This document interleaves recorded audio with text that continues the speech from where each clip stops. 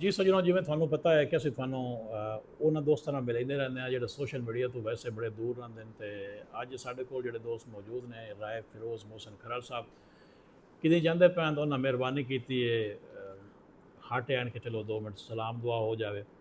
ਤੇ ਅਗਰ ਸ਼ਾਇਰ ਮੌਜੂਦ ਹੋਵੇ ਉਸ ਕੋਲੋਂ ਸ਼ਾਇਰੀ ਨਾ ਸੁਣੀ ਜਾਵੇ ਤਾਂ ਮੇਰੇ ਖਿਆਲ ਬਕਾਇਦਾ ਗੁਸਤਾਖੀ ਦੇ ਜ਼ਮਰੇ ਚ ਆਉਂਦਾ ਹੈ।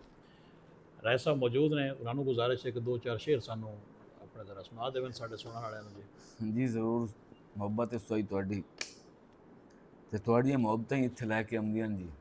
ਮਿਹਰਬਾਨੀ ਹੈ ਜਨਾਬ। ਇੱਕ ਦੋ ਸ਼ੇਰ ਉਸਤਾਦ ਜੀ ਕਿ ਕਿਸੇ ਰੋਜੇ ਚ ਮੁਹਸਨ ਰੁੱਝ ਗਿਆ ਉਸੀਂ, ਅੱਖਾਂ ਕਿਉਂ ਸਰਦਾਰ ਨੂੰ ਢਿਲ ਕਿਉਂ। ਵਾਹ। ਉਹਦੀ ਦੀਦ ਜੋ ਮੇਰਾ ਦਾਰੂ ਏ, ਮੁੜ ਮੈਂ ਬਿਮਾਰ ਨੂੰ ਢਿਲ ਕਿਉਂ। ਵਾਹ। ਸਿੱਖ ਮੋਇਆ ਏ ਗਲ ਗਲਵੰਦੜੀ ਨੂੰ, ਲੱਗੀ ਬਾहीं ਦੇ ਹਾਰ ਨੂੰ ਢਿਲ ਕਿਉਂ। ਵਾਹ ਵਾਹ।